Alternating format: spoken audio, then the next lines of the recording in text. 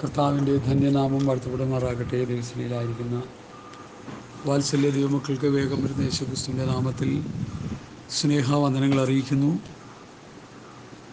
വിശുദ്ധ പകൽക്കാലം നമുക്ക് ദൈവസഭയിലായിരിക്കാൻ ഭവനാന്തരീക്ഷത്തിൽ വീട്ടിലെ സഭ എന്ന നിലയിൽ നമുക്ക് പ്രാർത്ഥിക്കുവാൻ കർത്താവ് തന്ന വിലപ്പെട്ട സന്ദർഭത്തെ ഓർത്ത് നന്ദിയോടെ സ്തോത്രം ചെയ്യുന്നു.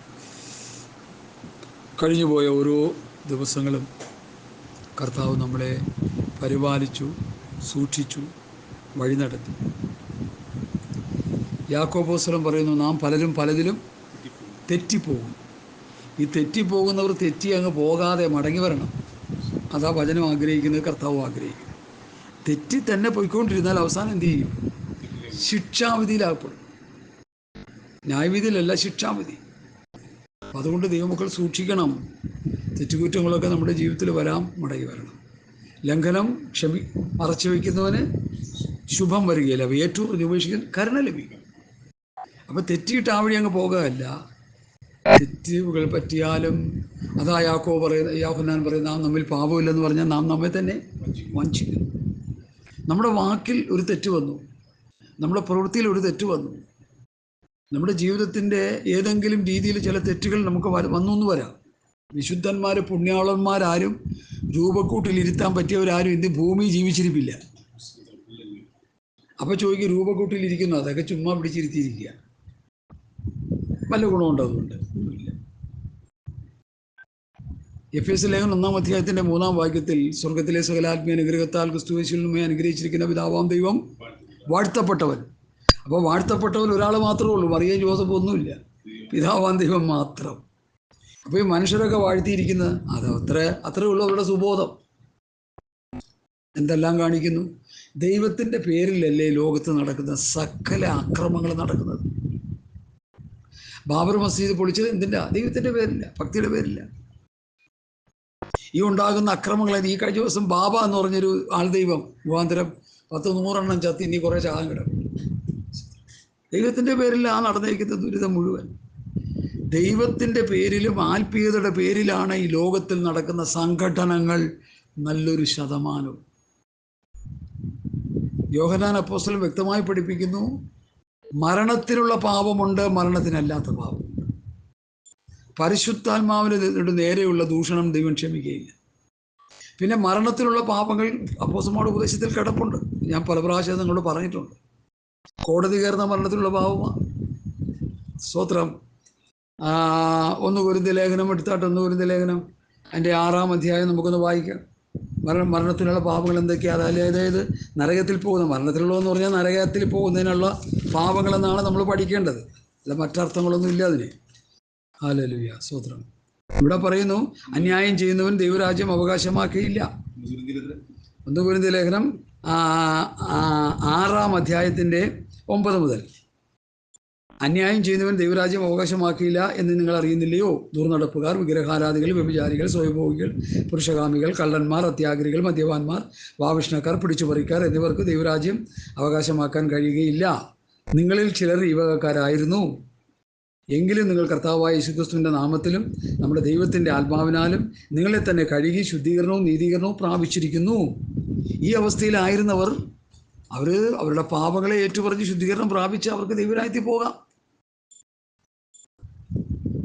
ഒരു വാക്കിൽ തെറ്റിപ്പോയൊരു വ്യക്തിയെ, ആ വാക്ക് ഞാനങ്ങനെ പറഞ്ഞു പോയി, തെറ്റിപ്പോയി, എന്നോട് ക്ഷമിക്കണമേ എന്ന് പറഞ്ഞാൽ ക്ഷമിക്കുന്ന കേസേ ഉള്ളൂ. ഇനി മനുഷ്യൻ ക്ഷമിക്കുന്നില്ലെങ്കിൽ ക്ഷമിക്കണ്ട, ദൈവം ക്ഷമിക്കും എന്നുള്ളതാണ് പ്രത്യേകത. നമ്മുടെ തെറ്റ് ദൈവത്തോട് ഏറ്റു പറഞ്ഞാൽ ദൈവം ക്ഷമിക്കും, മനുഷ്യൻ ക്ഷമിക്കത്തില്ല. എന്താ മനുഷ്യൻ ക്ഷമിക്കാത്ത കാര്യം? മനുഷ്യനിൽ നല്ല ആത്മാവില്ല, അതുകൊണ്ടാണ് ക്ഷമിക്കാത്തത്. നല്ല ആത്മാവുള്ളവൻ എന്ത് ചെയ്യും? ക്ഷമിക്കും. കാരണം തെറ്റ് എല്ലാവർക്കും വരാം. ഈ പറയുന്നവരുടെ ജീവിതത്തിൽ തെറ്റ് വരത്തില്ലേ?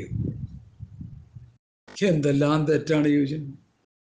ഞാൻ ആ ഭാഗത്തേക്കൊന്നും പോകുന്നില്ല. ദൈവമക്കളെ, ലോകത്തിലെ ഏറ്റവും വലിയ പാപങ്ങളിൽ ഒന്നാണ് വിഗ്രഹാരാധന. അറിയാമോ? ഒരു ബിംബത്തിൻ്റെ മുമ്പിൽ പോയി കുമ്പിടുക എന്ന് പറഞ്ഞാൽ ദൈവത്തിന് ഏറ്റവും അനിഷ്ടമായ കാര്യമാണ്.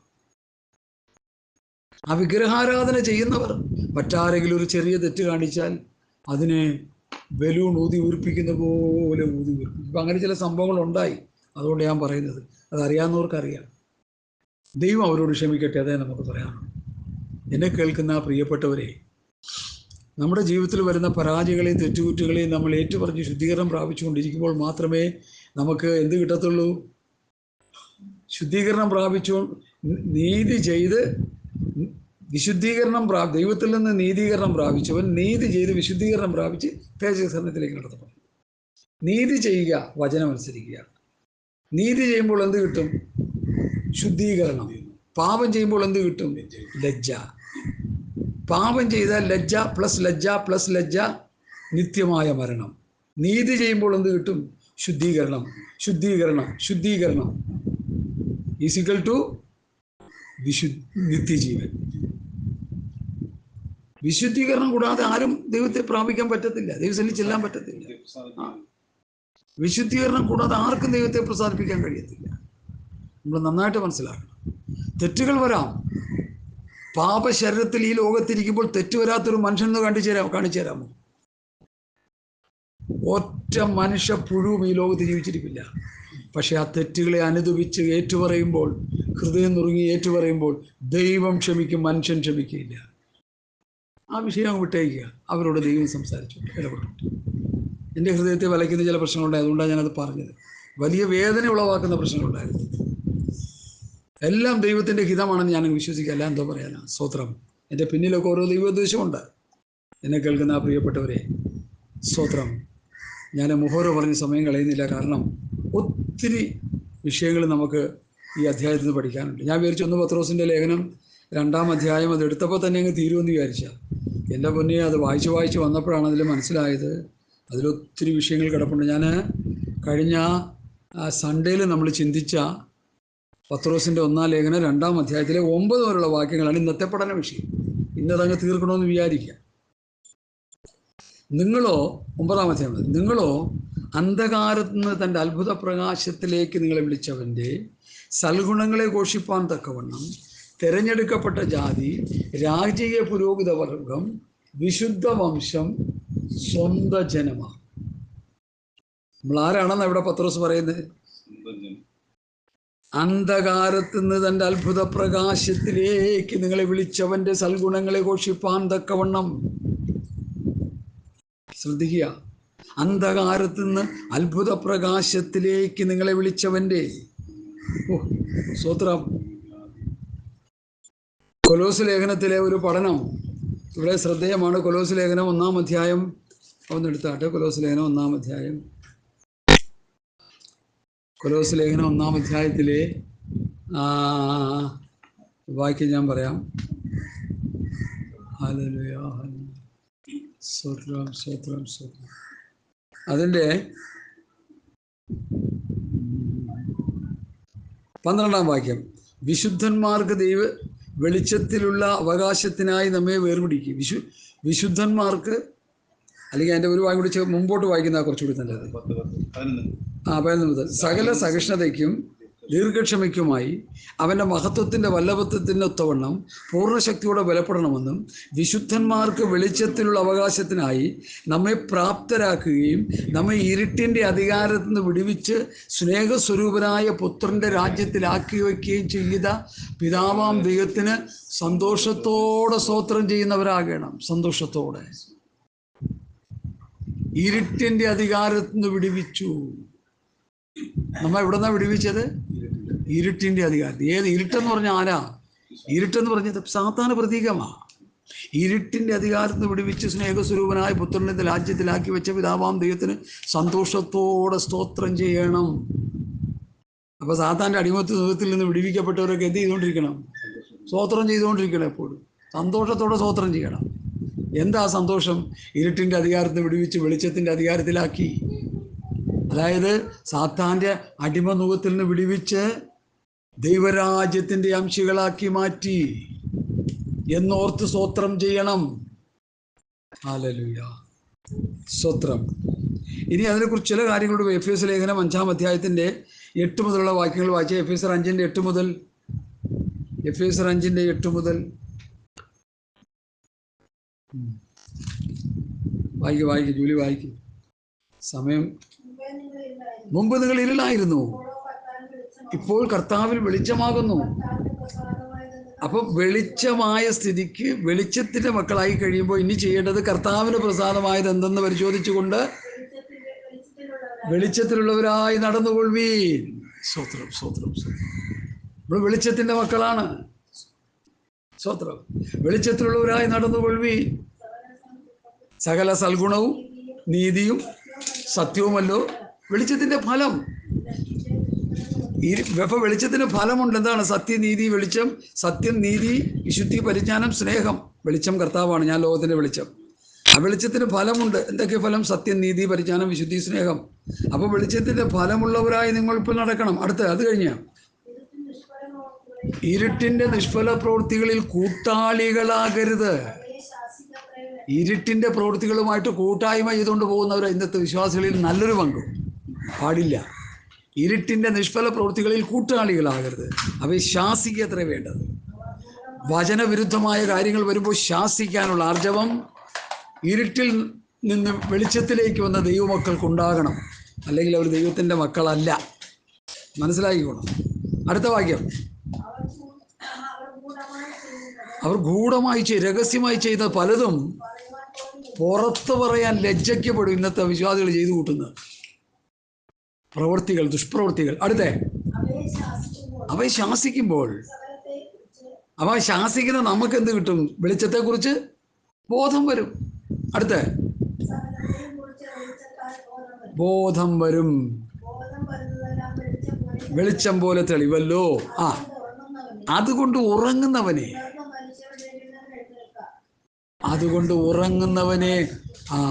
ഉറങ്ങുന്നവനെ ഉണർന്ന് മരിച്ചവരുടെ എഴുന്നേൽക്കുക, എന്നാൽ ക്രിസ്തു നിന്റെ മേൽ പ്രകാശിക്കുക. അപ്പോൾ ഇന്നത്തെ ആത്മീയഗോളം ഉറങ്ങിക്കിടക്കുകയാണ്, ആത്മീയ ഉറക്കത്തിലാണ്. പറഞ്ഞാൽ അവർ സമ്മതിക്കത്തില്ല. അവർ വലിയ സൂപ്പർ ആത്മീയരാണെന്ന് അവർ പറഞ്ഞുകൊണ്ടിരിക്കും. ഒന്നുമല്ല. ഒരാത്മീകനെ ഞാൻ മനസ്സിലാക്കുന്നത് എങ്ങനെയാണെന്ന് ചോദിച്ചാൽ, ശ്രദ്ധിച്ച് പഠിച്ചോണേ, പലർക്കും അറിയത്തില്ലത്. അവരുടെ ജീവിതം, അവരുടെ ഇടപാടുകൾ, അവരുടെ പ്രവൃത്തികൾ, അവരുടെ ചിന്തകൾ, അവരുടെ സംസാരം, അതിനെ വിലയിരുത്തിയിട്ടാണ് ഞാൻ മാർക്കിടുന്നത്. അല്ലാതെ വായി വരുന്ന കോതയ്ക്ക് പാട്ടെന്ന് പറഞ്ഞാൽ കണ്ട പൊട്ടത്തരം പറഞ്ഞു നടക്കുന്നവനെ നമ്മൾ വെളിച്ചത്തിലുള്ളവരാണെന്നൊന്നും ചിന്തിക്കാൻ പറ്റത്തില്ല. ദൈവത്തിൻ്റെ മക്കളായിട്ട് കാണാൻ പറ്റത്തില്ല. ഇവിടെ പറയുന്ന ഇച്ചിരി ആഴത്തിലുള്ള കാര്യങ്ങളാണ്. മനസ്സിലാക്കിക്കോണം. വെളിച്ചത്തിൻ്റെ മക്കളും ഇരുളിൻ്റെ മക്കളും തമ്മിൽ ചെയ്യുന്നത് വ്യത്യാസമുണ്ട്. വെളിച്ചത്തിൻ്റെ മക്കൾ ചെയ്യുന്നത് ഇരുട്ടിൻ്റെ പ്രവൃത്തിയാണെങ്കിൽ അവരിൽ ഇരുട്ടാണുള്ളത്, വെളിച്ചമില്ല. ഈ വെളിച്ചം എന്ന് പറഞ്ഞാൽ ഏതാ? വെളിച്ചം എന്ന് പറഞ്ഞാൽ ഏതാ? കർത്താവാണ്.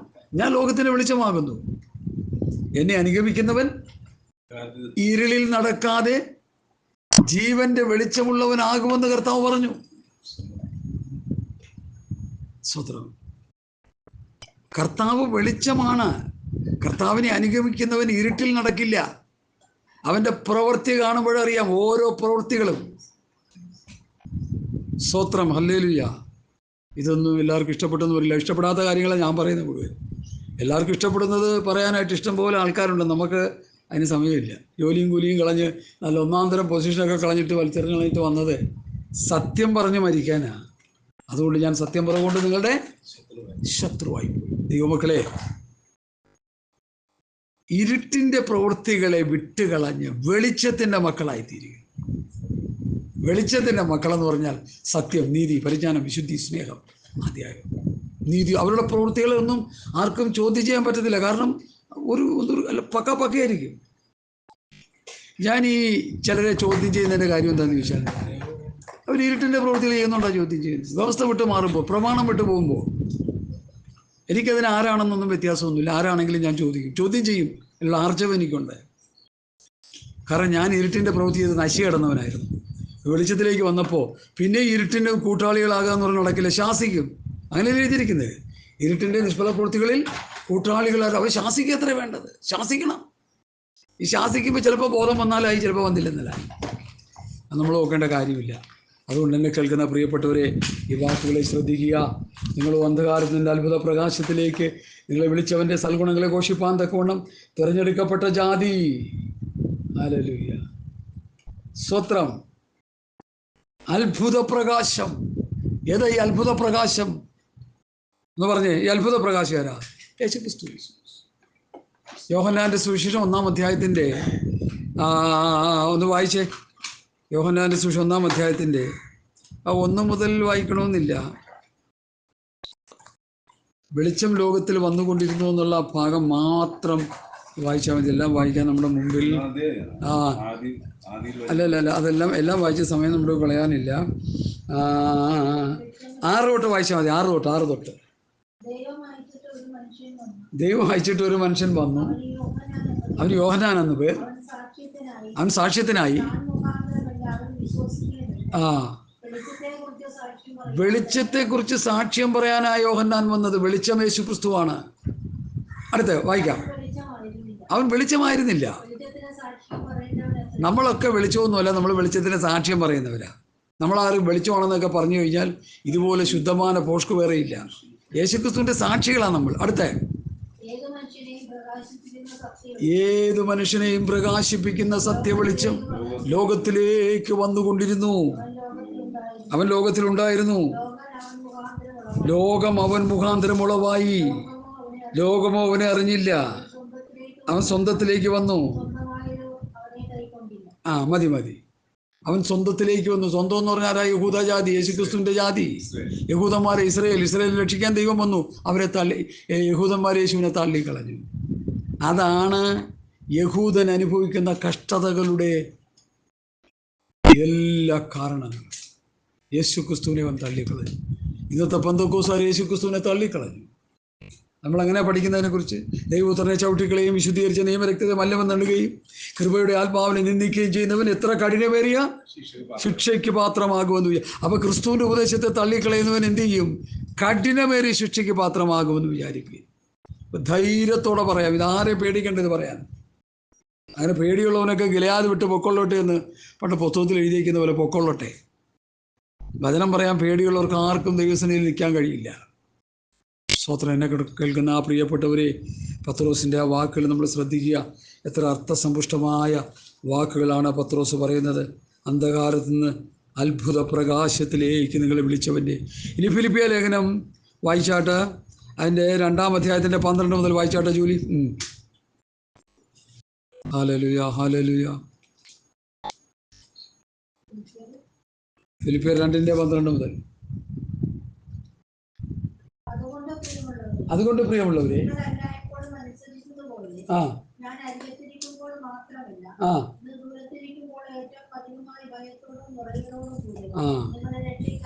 രക്ഷയ്ക്കായി പ്രവർത്തിപ്പീൻ. ഇച്ഛിക്കുന്നതും പ്രവർത്തിക്കുന്നതും പ്രവർത്തിക്കുന്നത് വക്രതയും കോട്ടമുള്ള തലമുറയുടെ നടുവിൽ അനിന്യരും പരമാർത്ഥികളും ദൈവത്തിൻ്റെ നിഷ്കളങ്ക മക്കളുമാകേണ്ടതിന് എല്ലാ പിറുപിറുപ്പും വാദവും കൂടാതെ ചെയ്യുവിൻ. അവരുടെ ഇടയിൽ ജീവന്റെ വചനം പ്രമാണിച്ചുകൊണ്ട് അപ്പൊ നമ്മൾ പ്രകാശിക്കണം. യേശുക്രിസ്തു പറഞ്ഞു, ഞാൻ ലോകത്തിന്റെ വെളിച്ചം. അത് കഴിഞ്ഞ് യേശുക്രിസ്തു പറഞ്ഞു, നിങ്ങൾ ലോകത്തിന്റെ വെളിച്ചം. ഇന്ന് വരെ പെന്തക്കോസ്തുകാർക്ക് പിടികിട്ടാത്തൊരു കാര്യമാണ്. ഞാൻ ലോകത്തിന്റെ വെളിച്ചം എന്ന് പറഞ്ഞു. അതതിൻ്റെ അർത്ഥം മാതൃകാ പുരുഷനായ യേശുക്രിസ്തു. അത് കഴിഞ്ഞ് ഈ ലോകത്തിലെ വിശ്വാസികളാണ് ലോകത്തിന്റെ വെളിച്ചമായി നിൽക്കേണ്ടതിന്. ഏതൊരു വിശ്വാസി മാതൃകയുള്ള ജീവിതം നയിക്കുന്നു? തട്ടിപ്പും വെട്ടിപ്പും പതിവും ചന്തനയും ഒക്കെയല്ലേ ഉള്ളവരുടെ കയ്യിൽ. ഞാൻ പെന്തക്കോസ്തുകാരുടെ കാര്യമോ പറയുന്നത്, അല്ല ലോകമനുഷ്യരുടെ കാര്യമല്ല പറയുന്നത്. ഒരെണ്ണം ഗുണമില്ല. എന്താ കാര്യം? യഥാർത്ഥമായ വെളിച്ചത്തിലേക്ക് അവർ വന്നിട്ടില്ല. യഥാർത്ഥമായ വെളിച്ചമായ പിതാവിനോടും പുത്രനോടും ഒരു കൂട്ടായ്മ അവർക്ക് ലഭിക്കാൻ കഴിഞ്ഞിട്ടില്ല. അവരുടെ കൂട്ടായ്മയൊക്കെ പാർട്ടന്മാരോടും വിചാരോടൊക്കെയാണ്. ദൈവവുമായിട്ടൊരു ബന്ധമില്ല. ദൈവത്തിൻ്റെ പ്രമാണം അനുസരിച്ച് ജീവിക്കുന്നവന് ആ പ്രമാണത്തിൻ്റെ വ്യവസ്ഥ വിട്ടുപോകുമ്പോൾ അവന് കുറ്റബോധം ഉണ്ടാവുള്ളൂ. ഞാൻ ചെയ്തത് തെറ്റ്, ഞാൻ പറഞ്ഞത് തെറ്റ്, ഞാൻ പ്രവർത്തിച്ചത് തെറ്റ്, ഒരു കുറ്റബോധം ഉണ്ടാകും. ആ കുറ്റം തിരുത്തുന്നവരെ അവൻ്റെ ജീവിതത്തിലുണ്ടാകും. ഇന്നിപ്പോൾ കുറ്റബോധമില്ല. അങ്ങനെയാണ് ഞാൻ മനസ്സിലാക്കുന്നത്. പഠിക്കുന്നത് വേറൊന്നുമില്ല. ഒരു കുറ്റബോധവും ഇല്ല. ഹല്ലേലൂയ. അതിൻ്റെ അർത്ഥം എന്താ? പരിശുദ്ധാത്മാവ് പോയി അവരിൽ നിന്ന്. ഈ കുറ്റബോധം തരുന്നതല്ല, സത്യത്തെക്കുറിച്ചും നീതിയെക്കുറിച്ചും ന്യായവിധിയെക്കുറിച്ചും ബോധം വരുന്ന പരിശുദ്ധാത്മാവ്. ബോധം വരുത്തുന്ന പരിശുദ്ധാത്മാവ് ഒരു മനുഷ്യനിൽ നിന്ന് പോയി കഴിഞ്ഞാൽ പാട്ട് പാടും, പ്രാർത്ഥിക്കും, അന്യഭാഷ പറയും, കിടന്ന് ബഹളം വയ്ക്കും, ഒച്ചയെടുക്കും, ഒരു ഗുണവും ഇല്ല. അതുകൊണ്ട് ഈ പറയുന്ന ഞാനാണെങ്കിൽ പോലും നിങ്ങൾ എന്നെ റിജക്റ്റ് ചെയ്ത് കളഞ്ഞേക്കണം, അല്ലെങ്കിൽ നിങ്ങൾ നശിച്ചു പോകും. ഞാൻ അങ്ങനെയാണ് ഉപദേശം പഠിപ്പിക്കുന്നത്. പഴുതില്ലാതെ അടച്ച് ഉപദേശം പഠിപ്പിക്കാനാ കർത്താവിനോട് പറയുന്നത്. ആരുടെ മുഖം നോക്കണ്ട. ആരെ നോക്കാനാ? നമ്മൾ ആരെയാ നോക്കണം? ആരെയാ ഭയപ്പെടേണ്ടത്? ആരെ ഭയപ്പെടുന്നു വിശ്വാസിനി, ആരെ ദൈവത്തെ അല്ലാതെ ആരെയും ഭയപ്പെടേണ്ട കാര്യമില്ല. ഞാനൊരാളൊരു പറഞ്ഞൊരു കാര്യം ഓർക്കുന്നുണ്ട്. ഒരു ജംഗ്ഷനിൽ പോലീസിൻ്റെ റെയ്ഡ് നടന്നുകൊണ്ടിരിക്കുക. ഒരു പറ്റം പോലീസ് ഇപ്പുണ്ട്. പിടികിട്ടാ പുള്ളിയാത്തയായി 2 കള്ളന്മാർ അതിലെ വരിക. വന്നു കഴിഞ്ഞപ്പോൾ അവർ പോലീസ് ജീപ്പ് കണ്ടപ്പോൾ അവരൊന്ന് അറച്ചു നിന്നു. അപ്പോൾ ഒരുവൻ അവരോട് പറഞ്ഞു, സംഗതി പെശകാണ്, നമ്മളെ പിടിച്ചു കഴിഞ്ഞാൽ പിന്നെ ആയുസിൽ പുറത്തു വരത്തില്ല, ആജീവനാന്ത ശിക്ഷ കിട്ടും നമുക്ക്, അതുകൊണ്ട് രക്ഷപ്പെട്ടുകളായെന്ന് പറഞ്ഞു. അവിടെ മറ്റൊന്നില്ല, കുഴപ്പമില്ല. ഇല്ലടാ, സ്തോത്രം സ്തോത്രം, ഹല്ലേലൂയ, സ്തോത്രം. ഇല്ലടാ, കുഴപ്പമില്ലടാ എന്ന് പറഞ്ഞു. സ്തോത്രം. ചുരുക്കി പറഞ്ഞാൽ ആ മനസാക്ഷിക്ക് ആക്ഷേപം ഹേതുവായി മറ്റേ കള്ളനെയും കൂടി വലിച്ചുകൊണ്ട് അവനങ്ങ് പോയി. മുമ്പിൽ വരാതെ പൊക്കളി രക്ഷപ്പെട്ടവരെ. കാരണം മനസാക്ഷി കുത്തുണ്ട്. മനുഷ്യനും മൃഗവും തമ്മിലുള്ള വ്യത്യാസം, മനുഷ്യന് മനസാക്ഷിയുണ്ട്, മൃഗത്തിന് മനസാക്ഷിയില്ല. ചവിട്ടിക്കൊല്ലുന്ന ആനയ്ക്ക് ആ കൊന്നുപോയെന്ന് പറഞ്ഞ് മനസാക്ഷിയൊന്നുമില്ല. കടിച്ചു കയറുന്ന സിംഹത്തിന് ഒരു കുഞ്ഞിൻ്റെ ഒരു കാഴ്ച ബംഗ്ലാവിൽ ഒരു കൊച്ചു കുഞ്ഞിനെ കൊണ്ടുവന്ന് ഇങ്ങനെ ഇന്ന് ആ സിംഹമേ എന്ന് പറഞ്ഞ് ഇങ്ങനെ കാണിക്കഴിഞ്ഞാൽ അതിൻ്റെ അഴി ഇച്ചിരി വലുതായിരുന്നു. കുഞ്ഞ് സിംഹത്തിൻ്റെ ഉള്ളിൽ പോയെന്നാണ് പറയുന്നത്. അഴിയുടെ ഉള്ളിൽ പോയി. സിംഹം കടിച്ചു കയറി അങ്ങ് തിന്നു, അതിന് വല്ലതും നോക്കാണ്ട്. അതിനൊരു അനുതാപവും ഇല്ല. അതൊരു ബീസ്റ്റാണ്, അതൊരു മൃഗമാണ്. മനുഷ്യനെങ്ങനെയല്ല അനുതാപം ഉണ്ടാവും. അനുതാപം ഉണ്ടാകാത്ത മനുഷ്യർ വചനത്തിലൂടെ ഞാൻ പഠിച്ചു വരുമ്പോൾ അവരിൽ ദൈവവുമായിട്ട് അവർക്ക് ബന്ധമില്ല. പിന്നെ ഈ കാട്ടിക്കൂട്ടുന്നതൊക്കെ എന്താണ്? ഒരു പ്രഹസനം. അതുകൊണ്ട് എന്നെ കേൾക്കുന്ന വാത്സല്യ പ്രിയമുള്ളവരെ, മനുഷ്യനെ കളിപ്പിക്കാൻ നമുക്ക് പറ്റും, ദൈവത്തെ കളിപ്പിക്കാൻ നമുക്ക് പറ്റത്തില്ല. അതുകൊണ്ട് ദൈവം മുൻപാകെ പരമാർത്ഥ ഹൃദയമുള്ളവരായിത്തീരണം. അനന്യാസും സഫീറും വന്നിട്ട് പത്രോസിനോട് എന്താ പറഞ്ഞു? വ്യാജം പറഞ്ഞു.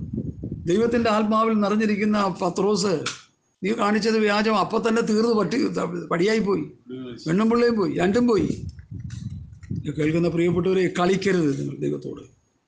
ഞാനിത് ഈ വാട്സപ്പിലും യൂട്യൂബിൽ കിടക്കുന്ന മനുഷ്യരോടാണ് സംസാരിക്കുന്നത്, നിങ്ങളോട് മാത്രമല്ല, ലോകത്തോടെ ഞാൻ സംസാരിക്കുന്നത്. ദൈവം മുൻപാകെ നമുക്ക് ആർക്കും വ്യാജം കാണിക്കാൻ പറ്റത്തില്ല.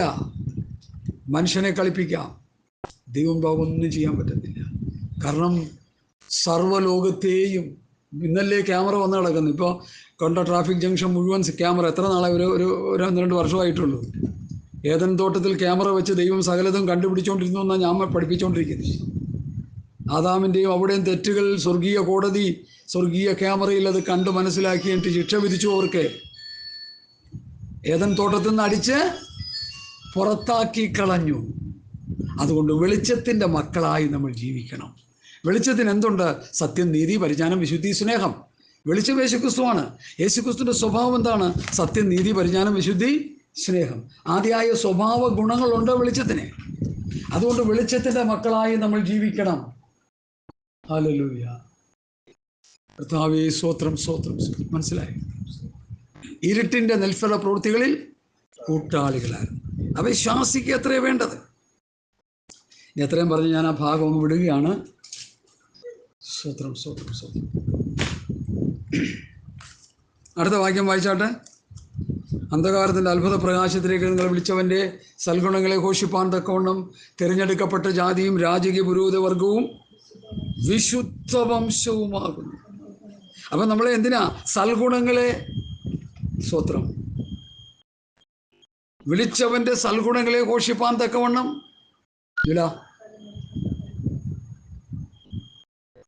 വിളിച്ചവൻ്റെ സൽഗുണങ്ങളെ ഘോഷിപ്പാൻ തക്കവണ്ണം തെരഞ്ഞെടുക്കപ്പെട്ട ജാതിയും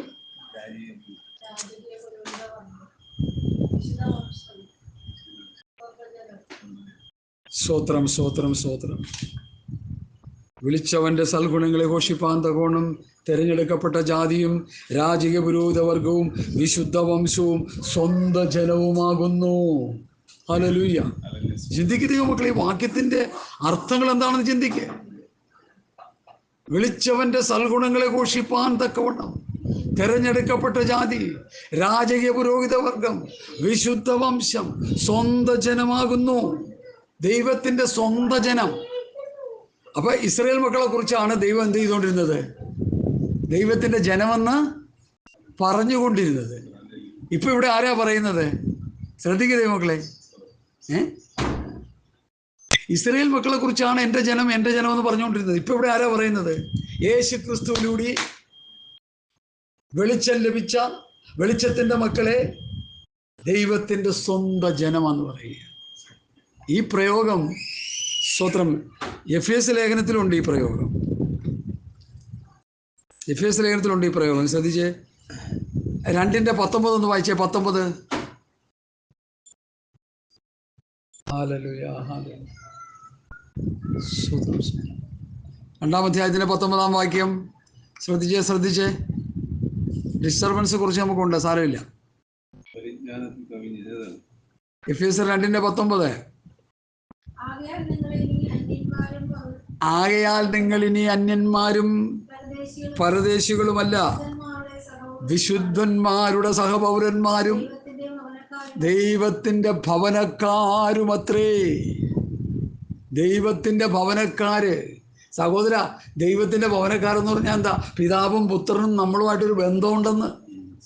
യേശു ക്രിസ്തുവിലൂടെ ഇതൊക്കെ കളഞ്ഞിട്ടാണ് ഇന്ന് വിശ്വാസികൾ ജീവിക്കുന്നത്. ഹല്ലേലൂയ. നിങ്ങൾ ശ്രദ്ധിക്കണം എൻ്റെ പ്രിയമുള്ളവരെ. ഞാൻ ഈ പറയുന്നതിൻ്റെ അർത്ഥങ്ങൾ നിങ്ങൾ ശ്രദ്ധിക്കണം. ഞാൻ ആരെ ഉദ്ദേശിച്ചല്ല പറയുന്നത്. ചിലർ പേർക്കും ചിലരെ കുറിച്ച് ഉദ്ദേശിച്ചാണെന്നല്ല. ഇനി അങ്ങനെയാണെന്ന് ഉദ്ദേശിച്ച് അവരെ കുറിച്ചാണെന്നങ്ങ് വെച്ചോ. ലോകം മുഴുവനുള്ള വിശ്വാസികളോടാണ് ഞാൻ ഈ പറയുന്നത്. യഹൂദനെ ദൈവം തെരഞ്ഞെടുത്ത് ദൈവത്തെ ആരാധിപ്പാനായിട്ട് ദൈവം അവരെ കൽപ്പനകളെല്ലാം കൊടുത്തു. പുറപ്പാട് പുസ്തകം 9, 10, 8, 9, 10 അധ്യായം 7, 8, 9, 10 അധ്യായങ്ങൾ പഠിക്കുമ്പോൾ എന്നെ ആരാധിപ്പാൻ എൻ്റെ ജനത്തെ വിട്ടേക്കുക, എന്നെ ആരാധിപ്പാൻ എൻ്റെ ജനത്തെ വിട്ടേക്കുക, എന്നെ ആരാധിപ്പാൻ എൻ്റെ ജനത്തെ വിട്ടേക്കുക എന്ന് പറഞ്ഞുകൊണ്ടിരുന്ന ദൈവം കാളക്കുട്ടിയെ വാർത്ത ആരാധിക്കുന്നത് കണ്ടു കഴിഞ്ഞപ്പോൾ ദൈവം മോശയോട് പറഞ്ഞു, മോശേ, മിസ്രയീമിൽ നിന്ന് നീ കൊണ്ടുവന്ന നിന്റെ ജനം. അപ്പൊ ഈ ജനം ആരുടെ ജനമായി മാറി? സെക്കൻഡ് കൊണ്ട് മോശയുടെ ജനമായി. എന്താ കാര്യം? മോശയുടെ ജനമായതിൻ്റെ കാര്യം എന്താ? കാളക്കുട്ടിയെ ആരാധിച്ചുകൊണ്ട് വിഗ്രഹാരാധനയിലേക്ക് പോയപ്പോൾ മോശയുടെ ജനമായി. അതിനു മുമ്പ് ആരായിരുന്നു? അതുകൊണ്ട് നമ്മൾ സൂക്ഷിക്കണം. ദൈവത്തിന്റെ മക്കളായി തീരണമെങ്കിൽ ഇരുട്ടിന്റെ പ്രവൃത്തികളെ മുഴുവൻ വെച്ച് കളയണം. തെറ്റായ കാര്യങ്ങൾ മുഴുവൻ വെച്ച് തെറ്റിപ്പോവും, തിരുത്തണം. ഇത് തിരുത്താൻ പാസ്റ്റർമാരില്ലെന്നുള്ളതാണ് ഞാൻ മനസ്സിലാക്കിയിരിക്കുന്നത്. തെറ്റ് തിരുത്തുന്ന പാസ്റ്റർമാർ വളരെ കുറവാണ്. വല്ലവരും തെറ്റ് തിരുത്തുന്നവനുണ്ടെങ്കിൽ അവൻ്റെ മേൽ കുതിര കയറാനാണ് ഇന്ന് പാസ്റ്റർമാർ നടക്കുന്നത്. നടന്നോട്ടെ, ആയിക്കോട്ടെ, കുഴപ്പമില്ലെന്നേ. നീതിയോടെ വിധിക്കുന്ന ഒരു ദൈവമുണ്ട്. അതുകൊണ്ട് ഒന്നുകൊണ്ടും നമുക്ക് പേടിക്കില്ല. ദൈവത്തിൻ്റെ വിധി നീതിയുള്ളതാണ്. അതുകൊണ്ട് എനിക്കതിൽ സന്തോഷമാണ്. ഞാൻ തെറ്റ് ചെയ്താൽ എന്നെ ദൈവം ന്യായം വിധിക്കും. നിങ്ങൾ തെറ്റ് ചെയ്താൽ ദൈവം നിങ്ങളെ ന്യായം വിധിക്കും. ആത്മീയ നേതൃത്വം തെറ്റ് ചെയ്താൽ ദൈവം അവരെ ന്യായം വിധിക്കും. മനസ്സിലായോ? ഇന്നലെ ഞാനത് പറഞ്ഞു. കൊലോസ്യ ലേഖനത്തിൻ്റെ ഇടയിൽ ക്ലാസ് കൊണ്ട് പറയാം. അതുകൊണ്ട് ഇന്ന് ഞാൻ പറയാൻ താല്പര്യപ്പെടുന്നില്ല. മോശ പ്രമാണം തെറ്റിച്ചപ്പോൾ മോശയെ പിസ്കാ കൊടുമുടിയിൽ വെച്ച് ദൈവം എന്ത് ചെയ്തു? കട്ട് ചെയ്ത് കളഞ്ഞു. മോശയെ യോശുവയെ കനാന്റേക്ക് കൊണ്ടുപോകാനായിട്ട് പ്രാർത്ഥിച്ചാക്കാൻ പറഞ്ഞു. അതാണ് നമ്മുടെ ദൈവം. നേതൃത്വ നിരകൾ എന്ത് കാണിച്ചാലും അതിന് ഓശാന പാടുന്നവരും ശ്രദ്ധിച്ചോണം. നിങ്ങളുടെയൊക്കെ കാര്യം കഷ്ടമാണ്. തെറ്റ് ചെയ്തതിനെ തെറ്റ് കാണിച്ച് ചവിട്ടി പുറത്താക്കി പിശാചിൻ്റെ ഏൽപ്പിക്കുന്ന പൗലോസുമാരില്ലാത്തടത്തോളം കാലം സഭ നന്നാകത്തില്ല. എന്തോ തെറ്റ് ചെയ്തവനെ സഭയ്ക്ക് പുറത്താക്കി ശിക്ഷണ നടപടിക്ക് വിധേയനാക്കി അവൻ്റെ തെറ്റ് തിരുത്തി മടങ്ങി വരുന്നതുവരെയും സാത്താൻ്റെ കയ്യിൽ ഏൽപ്പിക്കുന്ന പൗലോസുമാർ, പത്രോസുമാർ, യോഹന്നാന്മാർ ഇല്ലാത്തിടത്തോളം കാലം സഭ നന്നാകത്തില്ല. സഭ നശിച്ചു കിടക്കും. അതാണ് എൻ്റെ കൂട്ടുസ്നേഹിതൻ എഴുതിയത്. സഭയെ പിശാച് വിഴുങ്ങിയിട്ടിരിക്കുക. മനസ്സിലായോ? ഇതൊക്കെ പറയുമ്പോൾ നമ്മൾ പറയുന്നതിൻ്റെ ഉദ്ദേശശുദ്ധി മനസ്സിലാക്കണം. ചിലർ പറയണ ഇതൊന്നും പറയില്ലെന്നാ പറഞ്ഞു. പിന്നെ ആര് പറയൂ ഇതേ? തെറ്റ് തിരുത്താനായി പറയണത്. ഈ തെറ്റ് തിരുത്താൻ മനസ്സില്ലാത്തവരായി പറയരുതെന്ന് പറയുന്നു. മനസ്സിലായോ? നമ്മളത് ശ്രദ്ധിക്കേണ്ട കാര്യമില്ല. കർത്താവ് നമ്മുടെ ഹൃദയത്തിൽ പ്രകാശിപ്പിച്ച കാര്യങ്ങൾ വചനത്തിലൂടെ പ്രബോധനമായിട്ട് നമ്മൾ പറയുക, പറഞ്ഞു തന്നെയാകണം. ഹല്ലേലൂയ. നിങ്ങളോ അന്ധകാരത്തിൻ്റെ അത്ഭുത പ്രകാശത്തിലേക്ക് നിങ്ങൾ വിളിച്ചവൻ്റെ സൽഗുണങ്ങളെ ഘോഷിപ്പാൻ തക്കവണ്ണം തെരഞ്ഞെടുക്കപ്പെട്ട ജാതി, രാജകീയ പുരോഹിതവർഗം. ഹല്ലേലൂയ.